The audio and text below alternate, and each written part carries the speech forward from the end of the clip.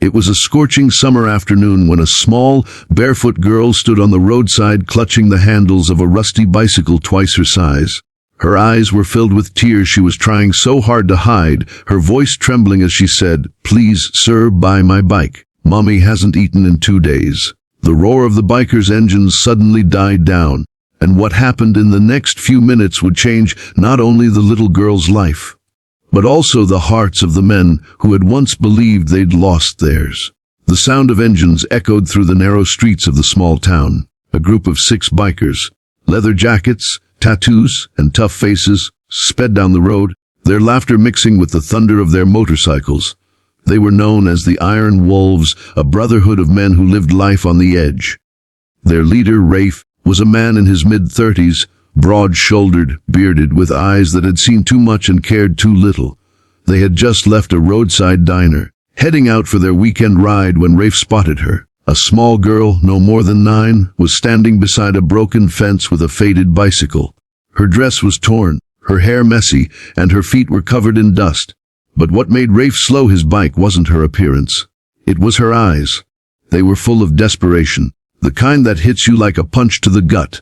As the group slowed down, she stepped forward nervously, her little voice trembling. "Sir, please, buy my bike," she said, holding out the old handlebar. "Mommy hasn't eaten in 2 days." The bikers fell silent. For a moment, even the wind seemed to stop. Blaze, the youngest of them, laughed awkwardly, trying to shake off the heaviness. "Kid, what would we do with that thing?" But Rafe didn't laugh. He parked his bike and got off, walking closer to her. "What's your name, kid?" he asked gently. "Leela," she whispered, clutching the bike tightly. "And your mom?" "She's sick. We don't have any money.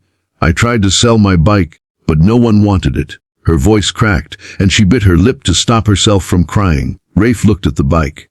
It was old, rusty, with a bent wheel and faded blue paint. It wasn't worth a single dollar. But he could tell this little thing meant the world to her. "How much do you want for it?" he asked softly. "Anything," she said, wiping her tears with her hand. "Just enough so Mommy can eat something." The men exchanged glances. One by one, they reached into their jackets and pockets. Coins, small bills, whatever they had. Blaze even pulled out his silver ring. Within seconds, Rafe held a handful of money. He knelt down and pressed it gently into Leela's small hands. "Keep your bike, Leela," he said. "This is for your mom." Her eyes widened, disbelief flashing across her face. But you didn't take the bike." Rafe smiled faintly. "We don't buy bikes that belong to brave girls." She broke into tears.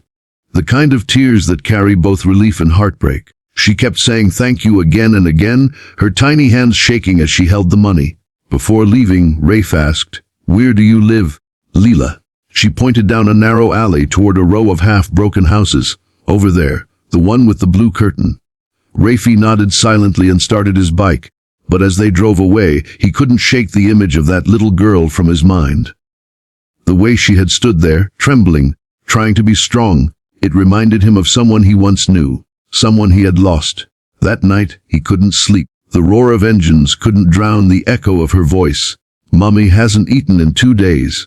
By morning, he made a decision that would pull all 6 of them into a story far bigger than themselves. The next day, the Iron Wolves rode again. But this time, they weren't chasing freedom. They were chasing a purpose. When they arrived at the small house with the blue curtain, what they saw stopped them cold. Leela was sitting on the ground beside her mother, who lay weakly against the wall, her face pale, her hands trembling. The room behind them was almost empty. No furniture, no food, just silence and dust. "Mom," Rafe said quietly as he stepped off his bike.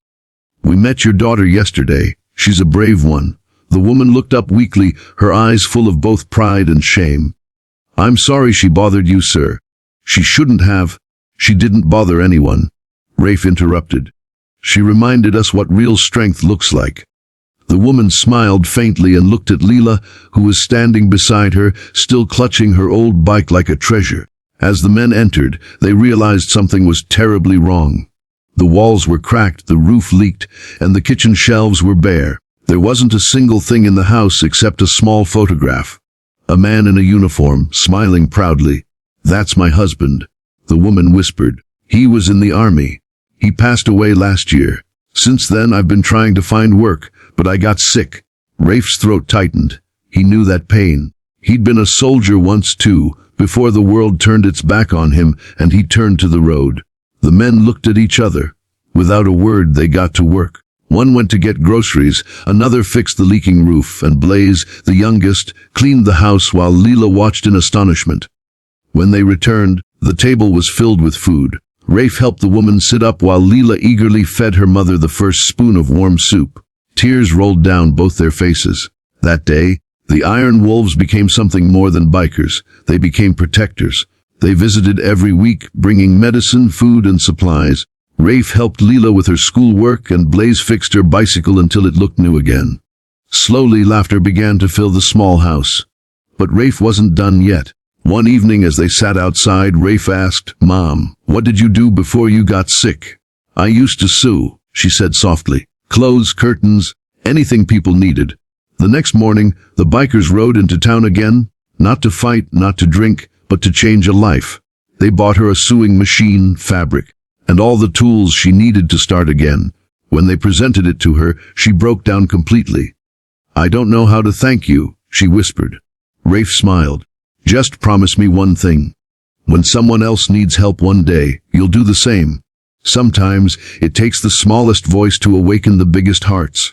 The Iron Wolves thought they had lost their way, but that little girl showed them that even in the hardest, dirtiest corners of life, there's still something pure, something worth fighting for. And maybe, just maybe, every time they hit the road after that day, they rode not for thrill, but for redemption.